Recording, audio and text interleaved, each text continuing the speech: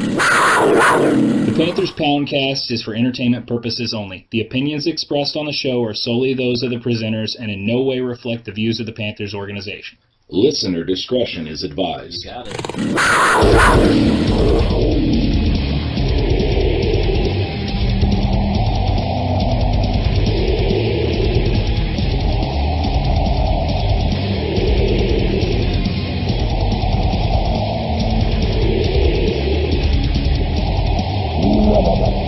This is Panthers Poundcast.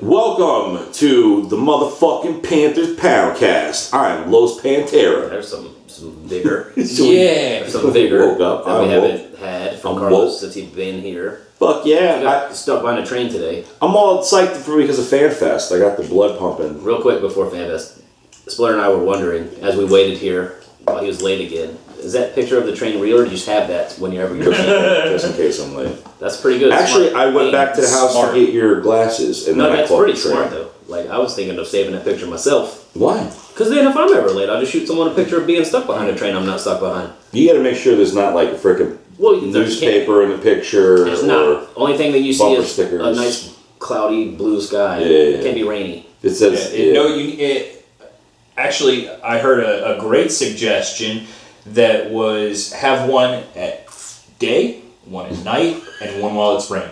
it's good. I'm If probably you gonna have go three, Google. you're covered. All you need is Google for that, and you can't show any car. Anyways, if you ever need to be late, get a train pick. I was actually late. I was like by 2 minutes. We but are there still was a train. happy with FanFest. FanFest was a lot of fun. I had a blast. My kid had a lot of fun too. Your kid? Is he even your kid now? Well, he's not my son. He's my adopted kid. nephew. My adopted nephew.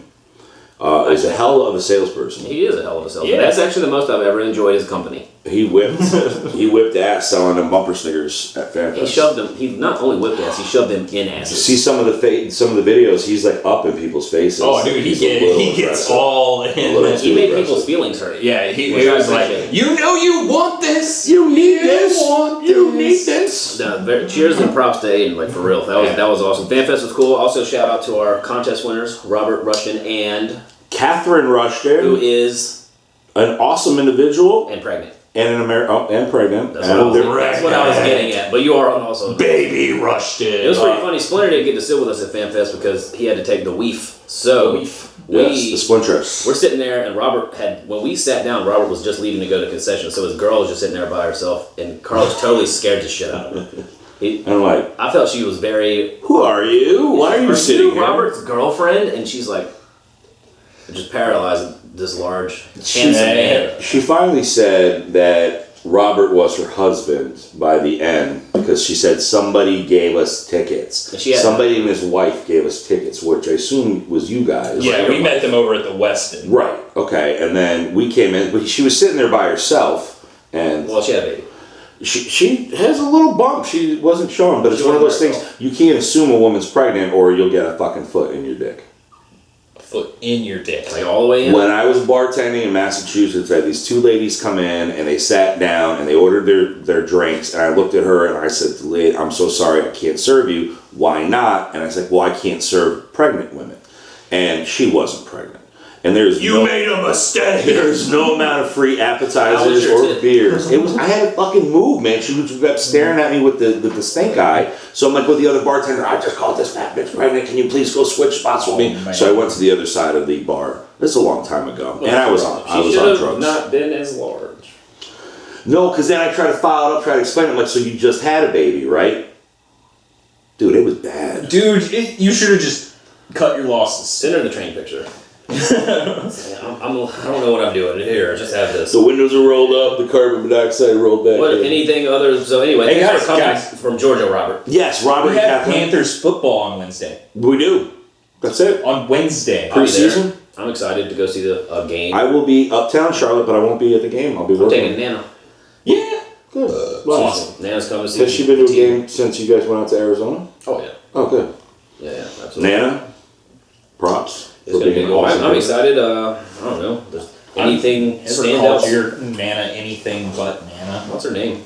Like, I am in no way related to her, but She's born that way. I've never heard her sing the lyrics to Gold Digging Whore. She does sing Steel Panther quite well. Yeah? Standouts from FanFest, anything you noticed?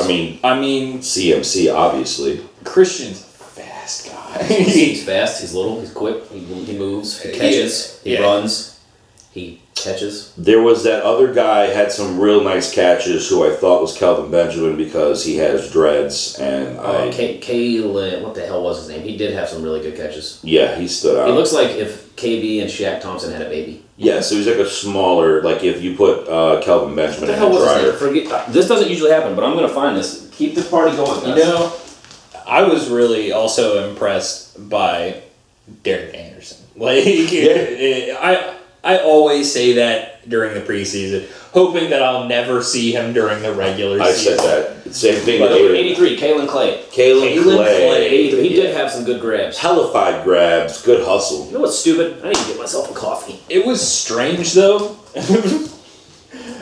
It was strange because so many of the players that I was looking forward to seeing were just kind of on the sidelines or not really in the team drills because of injuries. You got Matt Khalil, Curtis Samuel. I didn't see a whole lot of Austin Duke.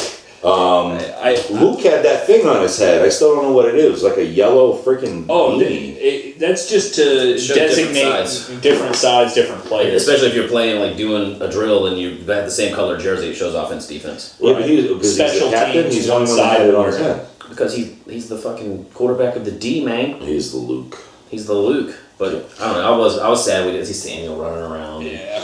But and Cam, not throwing footballs is sad. Working the crowd up though, getting the wave going. Does that worry you at all? Yes, absolutely, it worries me. I was reading. We're 3 days away from a game.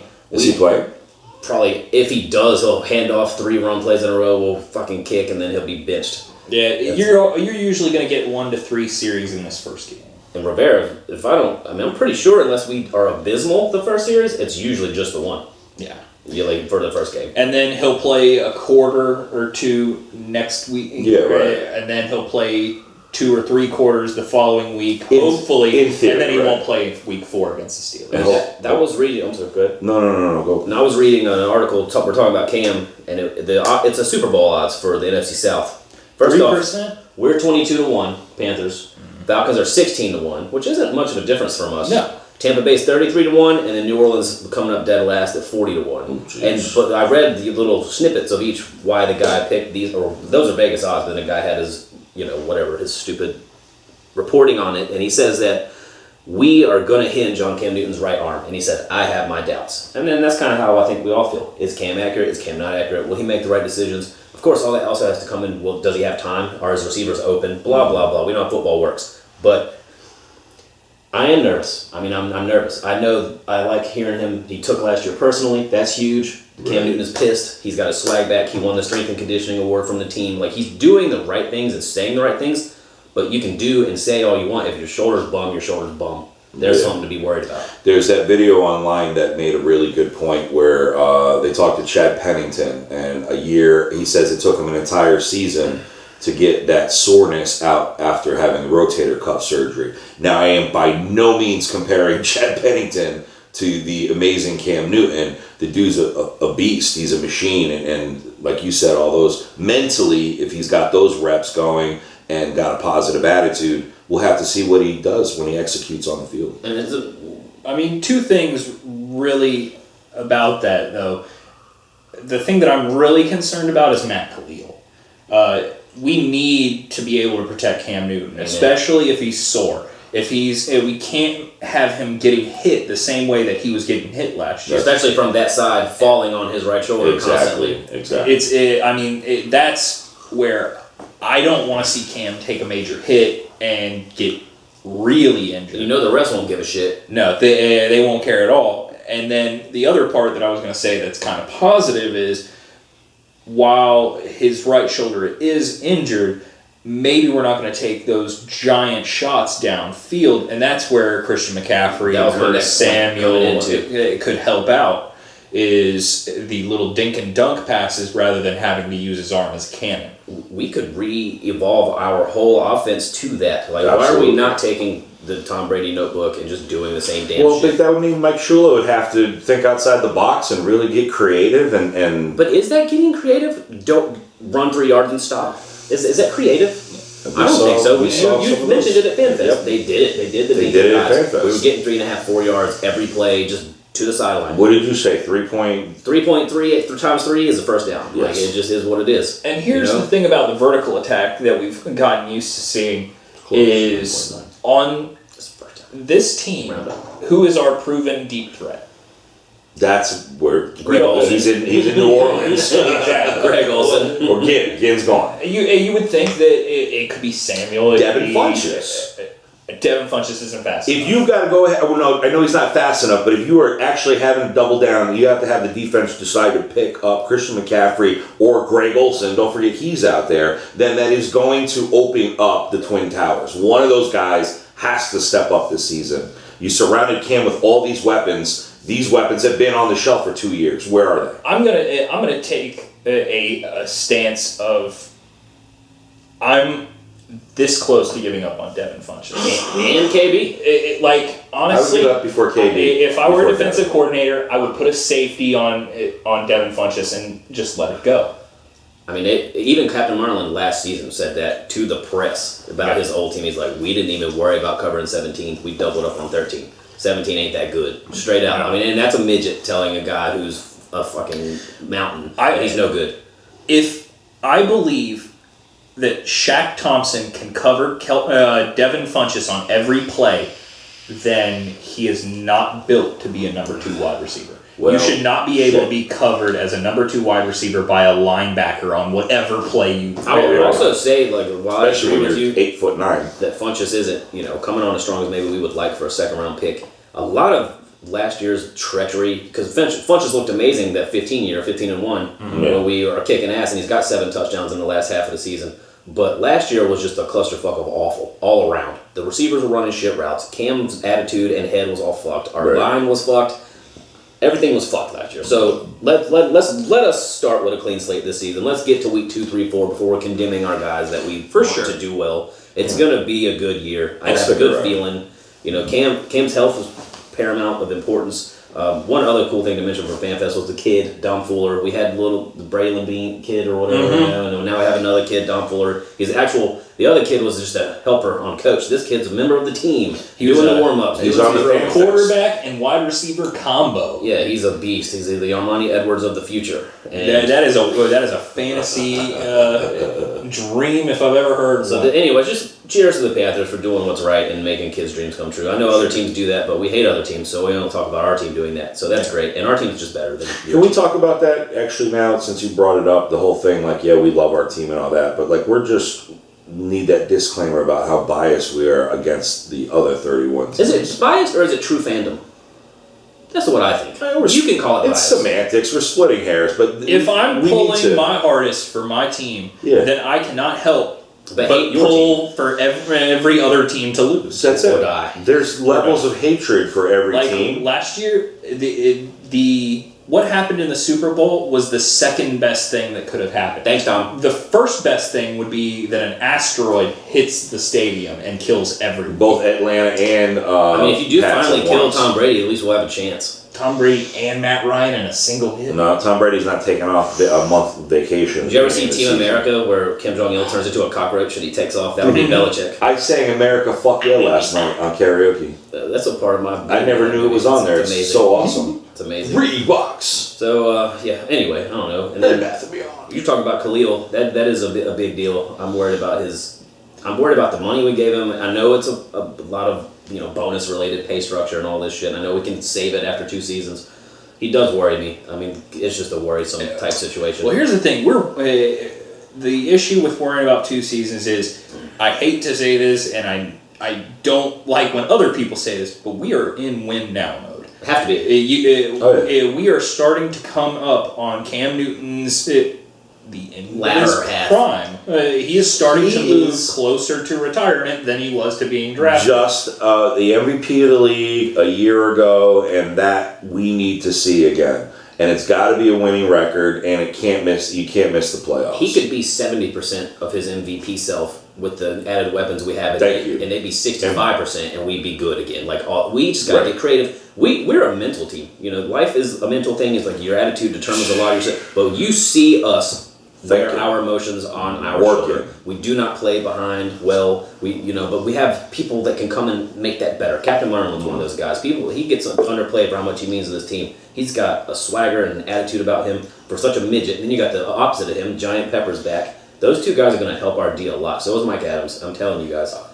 Julius Peppers coming back. Not only is that a improvement. Don't talk about Jersey yet. We'll get there. Not only is that an improvement over last year's defensive line, but it also, I think, brings back a piece of the soul of this team. Whether we wanted to admit it while he was gone or not, Julius Peppers is one of the top 3 most important players in Panthers history. There's no arguing it. He will in all likelihood be the first Panther inducted into the Hall of Fame. What? No doubt. I have some. We're going to do some player spotlights after this, and Peppers is one of mine. I did one on both sides of the ball, offensive lineman and defensive lineman, and we have a lot to talk about with Peppers. I agree with you. He's super, super paramount, and not only is it coming back and helping, it's helping heal a wound. He left so not well last time, and we were all pissed at him, and now it's like, thank you for coming back. Let me tell you something about Julius Peppers, and this is exactly what you're going to get from him. You're going to get Julius Peppers. You're going to get the guy that left us for more money for someplace else. You're going to get the guy that when he was a member of the Panthers did not react well with fans, was not one of those guys like Thomas Davis and Greg Olsen. I was just looking at really pictures got of down with Julius the community today signing tons of autographs, just so you know. Yeah, no. And I'm not saying, like, clearly there's been some time. He's maybe 37. He's changed. Maybe he's lightened up a little He sounds bit. smarter when he talks. Man, I remember going to do some promo stuff back in what? So 01, 02. Okay, yeah, so 15 He was a fucking young years snapper, ago. dude. He was a snapper. 22 the years dude old. was a beast. He looked like Cam Newton back then. Chiseled out of effing stone. So we'll see what happens. Hopefully his attitude changes. I know he's definitely good for, on the field. That's really what matters more than anything. But I don't think he's going to be the end-all. He's a big, important piece of the defense. But he's not the Panthers. Well, no one is the Panthers. I will be happy with Julius Peppers if he gets 6 or 7 sacks. He has not had less than seven forever in a long time. So then I think that's what you got to be happy How with. crazy was it to see Chase Blackburn on the sidelines? It is weird. That was nuts. A coach. He's so young. He looks like somebody's freaking son. But he always played well. Bring your son to school. Yeah, Cautry's out there. Cautry's out there too. Yeah, That's right. Wide receivers coach. One more thing I'd like to say about FanFest, sort of. It's not really about FanFest, but we kept talking about McCaffrey. Everyone's talking about McCaffrey. I saw some pretty cool little nuggets on him over the weekend. One is Bleacher Report is asking the question, is McCaffrey the next Zeke? Which is pretty fucking cool. Is he the next Ezekiel Elliott, minus all the prison and stupid shit that Ezekiel Elliott does? The Johnny Manziel behavior. So that's just cool. Just after literally nothing but some practice tape, people are being like, "Wow, this kid is insane." The thing that jumps right out at you is his feet. I know that's been said 100 times, and it's just such the talking point. But it can't be overstated.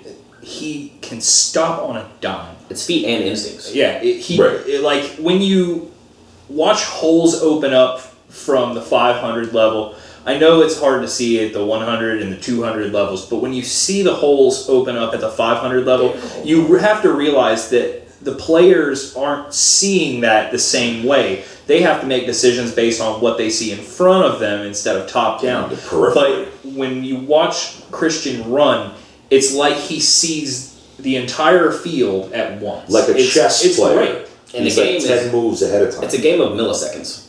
That first reactionary millisecond, if your guy has it, you make that defender miss, and then there's the hole, and then he's going to go just like D'Angelo. He's got that burst like D'Angelo had, just gone. He's going to be gone so often. It's going to be great. It's going to be great to just be like, just get past that one defender, and we've got a touchdown. 4 out of 5 times on a play, you just got to make one person miss. Fuck off. And you're either going to have a big gain or a first down or a touchdown. It's kind of the nature of the game, and I think that Christian is just going to be a really integral piece in getting that first missed tackle. And of course, we can talk about this all day long, and people can start planning for Christian McCaffrey. But then there's the rest of the team. But here's the other thing. is as soon as you get set for Christian McCaffrey and the shiftiness, Jonathan Stewart's going to come in and truck you. Yeah. I'm glad you mentioned him because that was my last nugget about McCaffrey. Is Jonathan Stewart was quoted as saying, "No one can cover Christian McCaffrey," and he wasn't just talking about his team. He was talking about all teams. He said, "No one is going to be able to cover this kid." What great experience that he's going to get by playing behind Jonathan Stewart. This is my favorite thing to think about. Is this is sort of like a handful of practices. These things are coming out about this kid. A handful. He's making Luke Kuechly miss and look like a fool. Like he's just doing great. With those arms, I would love for Jonathan Stewart to help him work on a stiff arm. Because Jonathan Stewart has one of the best stiff arms I've ever seen. It looks like McCaffrey's so small, but I checked his stats. He's 5'11". He's taller than D'Angelo Williams, if I'm not mistaken. He's skinnier, but that's his body type. But he's also cut. So I'm not worried about it. But cheers to that, and then if you guys don't have any more nuggets, we'll move on. I'm gonna go with the whole WWE thing with Christian McCaffrey. Is he's a second generation, but he's got Olympians in his bloodline. The guy's generational talent, so let's just see it executed and not blown away with. I will say the last thing I'll say about him is I'm glad we got him instead of Fournette. Dalvin. We were supposed to get him. We were supposed to get Fournette. Who? Dalvin? No, damn it, Fournette. Oh, Fournette. That's right, Leonard Fournette. And I don't, and I'm just glad we didn't. Same deal where did we get Cam? Was that the right move? Oh, Andrew Luck stayed one more year in college. We're gonna have freaking Andrew Luck. Even then, they're talking about getting Gabbert that season. Fuck me. I believe that gentleman was there is Gabbert. A lot of people were sponsored. I was not actually. I thought that was. Nope. I was a Cam fan. Let's go find the tape. The tape. From before we made podcasts. But all right, check it out. Yeah. We got some spotlights. We're going to talk about Peppers second because he's more popular, but I've dug up some interesting shit about Mr. Andrew Norwell. Someone who is not talked about enough. Coming up, he got his tender this year for $2 million. He's a tackle. Is a tackle, and not only is he a tackle, he was the highest rated Panthers tackle all of last year by Pro Football Focus. The only tackle or lineman to start all 16 games at his position. Wait, in the league or no, the Panthers? Oh yeah, okay, Panthers level. Yeah, he's a tackle. Awesome. He's a guard. He's a tackle. It's a guard. It's all the same. Guard. Lineman. Whatever you want to call him. Yeah. They call him Nasty. The team calls him Nasty. Nasty Norwell. Cam calls him All Yell Norwell because they said Derek Anderson said they got into a thing in a huddle in practice and he started making fun of Norwell and Norwell just looked at him and said, "Don't say that to me." Yeah. And then he's like, "Dude, I was just joking." And then he just started to yell, "Yeah, yeah!" and he just that's what he goes berserk. He just starts to go crazy in the huddle and get everyone amped up. And he's just a psychopath. Okay. And they're starting to dig into, well, why are you such a maniac? Yeah. A, he's from Ohio. That goes all the way. That makes Did he play in Ohio? Cincinnati's his home team. I don't know where he went to college. Oh, okay. I'm not gonna, I don't know college. Yeah, but Ohio in general. But it's fodder it's for cool. Jerry He was the youngest of 7 siblings, and his brothers, when he was a little fatty, would make him run around the neighborhood and chase him in a Jeep behind him, really close, and just hit him with the Jeep, and just really, really made him mean. He's happy. Daryl Williams said he's just nasty. What? They love his attitude, and but he went instead for himself. He's like, I don't punch. I stop when the whistle stops, but I take my pride for those 4 to 6 seconds every play being the nastiest mauler I can be. And that attitude says something for our weak ass offensive line. A guy like that is huge. Because even though Khalil's huge and a great producer and great defender of our quarterback, he's not nasty. You need that's that Jeff Otah just mauler attitude, except with talent and someone who works out. So I just thought that was some pretty cool stuff. The Byron Bell. He ended the interview with a quote that says, "I love this game. It does not matter at all how much money I make. I want to be a Panther, and I love it here." And that's just cool. That's the kind of guy I like. That's a guy I want on my team. The spotlight is on Andrew Norwell. We like you. Kind of. And Derek Anderson, he's a little off in a good way. Those are the types of players, like a Greg Hardy that doesn't throw women on beds of guns. You need that one little tick to just, that little bit of effort when it's hot and you've been busting ass all day. Yep. That little bit of crazy is what makes you stay there and be awesome all day. I don't think you can play this game unless you're a little crazy. You have to, right? I agree. So let's hope that his attitude is infectious and we all get a little crazy. And we'll see how he does and what kind of money he commands. He's either going to get paid this coming offseason or leave this team. But he wants to be here, so he's going to leave. Yeah, I like. I mean, you got to look at durability too. Look at our makeshift line last year. You got to have durable players. Being able to build from our interior out with Trey and Norwell, locking up Trey and Norwell would be huge. Because honestly, Without one. we love Khalil in the middle. How But long is also, that? Tyler Larson was playing pretty well. Yeah, he for was. a little while. And give him a few more years behind Khalil. I was going to say a couple more study years. And I think that he could step in. Let's hope And that Khalil just has that leaves the outside tackles to address, and hopefully Matt Khalil will step up. And we had a couple good years there with Michael Orr, but we do need to figure out our right tackle situation. No doubt. So hopefully we'll continue to draft and get some quality guys because we can't just keep signing free agents. But either way, thanks Norwell for not sucking. Our last player spotlight of the day. We've already talked about Big Eared Peppers a little earlier. We're going to talk some more about him today. 37-year-old, referred to on the team as Super Freak. Super Freak. They call Cam a freak, but Cam Newton calls Julius Peppers a super freak. They were talking about stories I was reading where Luke, when they played Green Bay in Chicago when he was a rookie, he went to do stretches near where Peppers was just to see him, just to be in awe of his size. Cam said the same thing. Cam says he's the biggest football player, biggest athlete I've just seen ever. 37 years old, hasn't missed a beat. 5th sack leader of all time. That's pretty impressive. 5th all time, still playing. That's Hall of Fame numbers. Obviously, longest of amongst active players. No one else can compare to him. He's going to grab another 7 to 10 this year. I think he's going to be fired up to be back home. I think we're going to have a good vibe here, man, this year. That's cool. He's only missed 2 games in 14 years. That's insane. Also worth noting. That is insane. Do you think this is his last year? Absolutely not. I think he'll play Till 40. Yeah. It's up to him. It is, right? Right. But his body He will can allow play. him. He can play as long as he wants. Well, this is actually that's a really good point too, because if we do suck dick this year, then he will leave next year. He could sign on someplace else if his numbers are good. Hey, let me get a little more payday one last year, simple deal. Or maybe he stays on a little sweetheart deal. I don't think couple that years. he's going anywhere. He's a Carolina boy. He went to North Carolina. Mm-hmm. He was drafted by the Carolina Panthers. I think he just wants to be here. I think that we're going to offer him enough money in a 1-year contract. Especially now that Herney's here. Exactly. Everything. Here's the keys to the stadium. Panthers have signed Julius Peppers to a 1-year, $37 million contract for the 38-year-old. Save some money for the defensive running end. backs, Marty.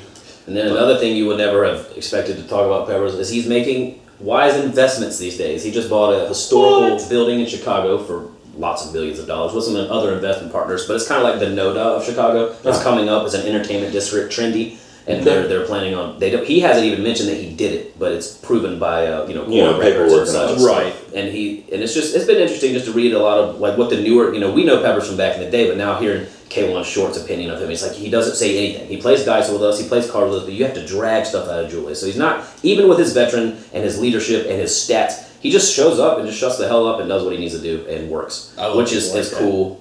He's weird. He's a weirdo like Norwell on the other side of the ball, but he is never not noticed by any person. I don't care if it's Aaron Rodgers, Tom Brady. When they see that guy across the field, they're like, "Oh, fuck me." He can kill me. The benefit of that is when you got a guy like that, they're not paying attention to KK. They're not paying attention to Charles Johnson. Vernon Butler. All our guys are going to benefit from having that big 37-year-old super freak on the other side of the ball. This should just be a good. We're going to benefit from having Marlin in the secondary and let the young kids step up. It's one of the things where people are looking at McCaffrey, Samuel, Cam, blah blah blah. But our defense should be the star of this year. We should destroy with that defensive line. Luke Kuechly should be able to run free. And who's the weakest link on our defense? It's arguable, but I'd have to say cornerbacks, young cornerbacks. I like Bradbury, but I would say Worley probably. I'm gonna get so much shit for saying this. I'm gonna go with CJ. I knew you were gonna say Charles Johnson. It's not like he's a CJ of years ago.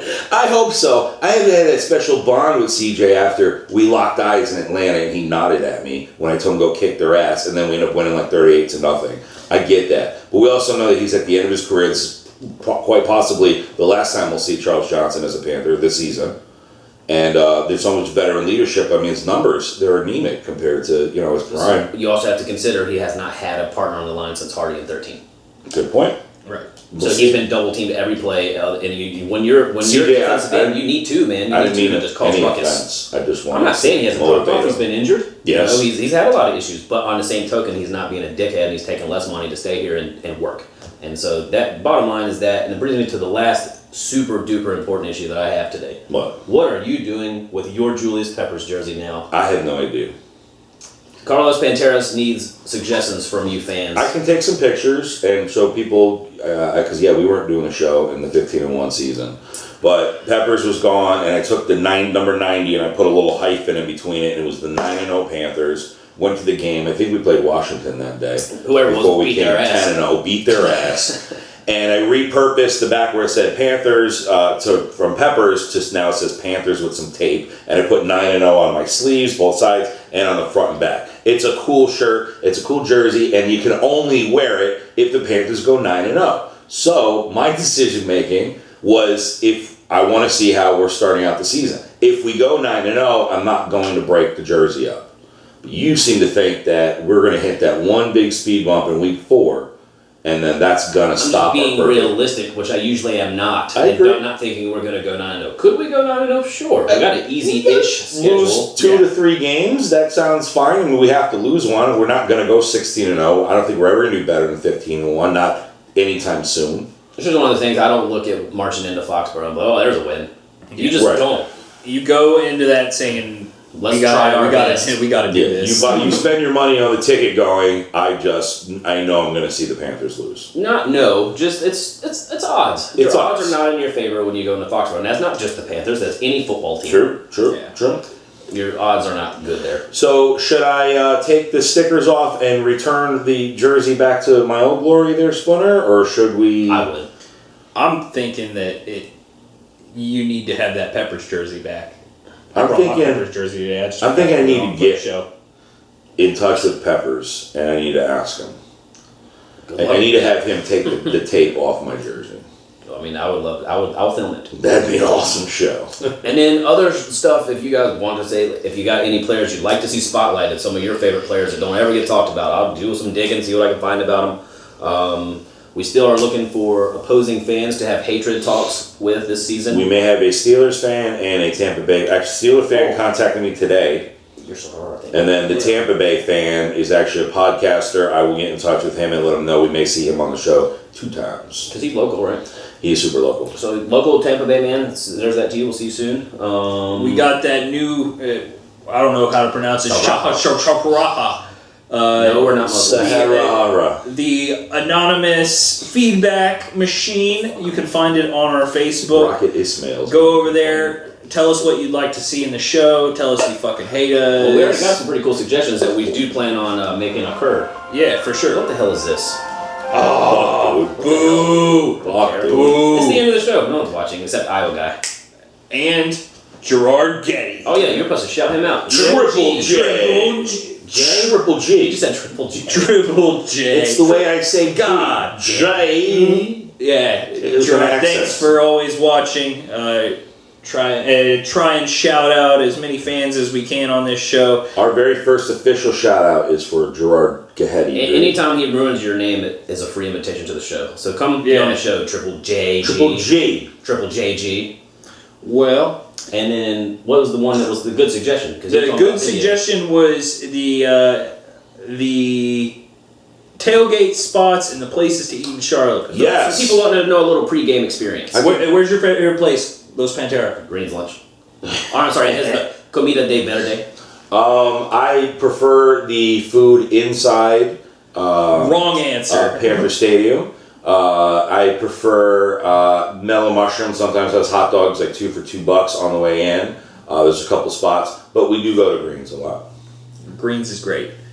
He hates it, but I don't. He's a dirty northerner. They never offended my mom or stole my money. It's just I'm not a fan, and I don't get it. I think that's what aggravates me more than anything because it's like cafeteria style dirty water dogs. But this guy will go to the QT and eat. So anyway, his opinion is there QT down there? I'm just saying your opinion is kind of. Listen, scary. I think in order to make amends, I need to understand Greens a little better. But I think I should get down there with a camera and do a little quick survey for our people. There's fans visiting this season to come see games. There are people in Charlotte that go to games probably don't even know anything about tailgating. We could talk about Roaring Riot's got spots down there. Mm-hmm. I don't know if Down East is still up and running, but if it is, that's always we'll put a fun together time. a list and we'll talk about it on next week's show. because we are back to our weekly format now that football's It's over. Off season, we survived. This one went by a lot faster than last season. Next show that we have will be a reaction show to Carolina versus Houston. So until then, 1-0 in the preseason. Let's get it. Keep pounding. Keep pounding. And fuck.